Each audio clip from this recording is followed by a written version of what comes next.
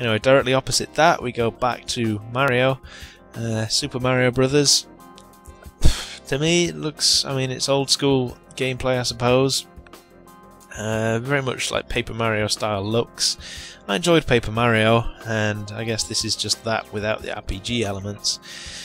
I can't say that this video footage or this demo particularly shows it off well. Those people playing one level, this is another one, so the environments look varied and quite interesting. Here I don't know what we're seeing really, it looks like some sort of underground cave. More flowers. So if you enjoyed this old school 2D style, see, I don't know what's going on there. Look, if you notice the platform, it goes green and then it goes red with Mario on it. Does that mean anything? You know, or is that just style? I don't know. So I mean, if Nintendo can pull out a way of making this work cooperatively, then I think it could be quite interesting. You know, better than just your typical platformer game. But then if you guys go nuts for the old SNES and NES style platforming, then this will be right up your street. Personally, I was more of a Sonic boy when I was younger, so I can't really sit and look at these games and get excited. Mario was not my thing. But you know, if you enjoyed that, then check that out. It should be coming soon. Left 4 Dead 2. Now this, I had high hopes for. Unfortunately, they didn't have it set up on the PC, and on the 360, which is what you're watching now, I don't think it looks that hot. I mean, it looks alright, but it just looked a little blurry, and I don't know whether the daylight did it any favours. Zombies look pretty much the same as they do in the first game. They just, I mean, here, look, you see them charging. Can't say I saw a great deal of decapitation going on. You got melee weapons here, which is new to this series. It did amuse me. I don't know if I got footage of it, but there is a guitar in the game that people were using to whack the heads off things, making a satisfying clunk as they did so. But yeah, this looked alright. Yeah, I'm still keen to play it. Whether I buy this or not, though, I don't know. God of War 3. Now, this is footage is going to see the end of this show. Again, as I say, a big presence here. This sequence you've probably seen in trailers and videos. This is quite a horrific fight with some sort of cave troll looking creature. Obviously the big daddy out of the 3 beat 'em up, slash 'em up games. This in competition with, although many would say, you know, lays the foundation for Dante's Inferno and in some ways Bayonetta. This does look cool, I have to say. This was the demo. That's some awesome camera work there.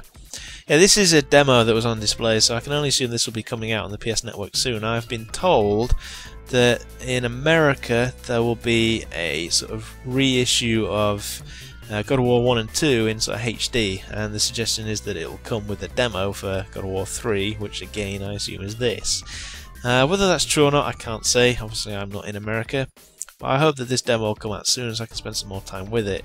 I had a quick look. It was fun to play. I sort of dabbled around with it for a little while, watching some people do some sequences. There was quite an annoying section coming up, which will, like I say, wrap up this show, where he was flying through a load of rubble and debris, and it, like one mistake and you had to start again. Here you see the head of Helios being used, which we shall see being removed in rather dramatic fashion shortly. Another massive boss there. Again, it seems to be a staple in these games to present massive, impossible looking creatures that you have to take on. Yeah, it's cool as long as they work. This one certainly looks quite impressive. You get a quick introduction here, I believe, to the sort of harpies. You've probably seen the trailers where he's using them to ride up to the other areas, hacking them apart as he does so. Very brutal. Nice lighting going on there. In a very dark area. Again, you've got the head of Helios there, I guess, which is meant to show the way. Don't quite know the lore behind that, to be honest. And there's some harpy action going on. It's a very brutal game, so certainly if you've got a bloodlust, then this is the game for you. As I say, I have never played God of War 1 and 2. I did play Spartan Total Warrior, which, you know, okay, not the same sort of class, but the same sort of game, back on the GameCube, and I enjoyed that, so I think I can get on with this, and you know, I look forward to checking it out. And if they do release the HD versions of God of War 1 and 2 in Europe, then it would be a good opportunity for me to grab that and check it out. Now, I believe I'll leave you with some sword swishing and some head popping. This program is almost done.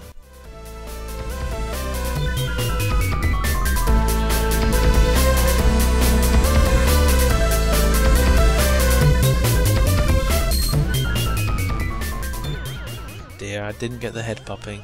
That's shocking. I was certain I had that. Anyway, so there's your flying section. This guy dies here, and it seems a suitable place to cut and call this show to a close.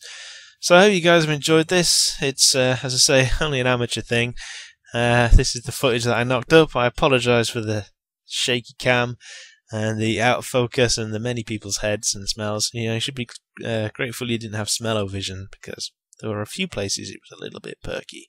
Anyway, this has been Emeny. This has been the Combobulator at the Eurogamer Expo in Leeds on October. Is it October? Crikey, the year's flying by. It was October 27th, 2009. Check us out at the forums, guys. Check us out our blog, and go to iTunes, download our podcast. Cheers for tuning in.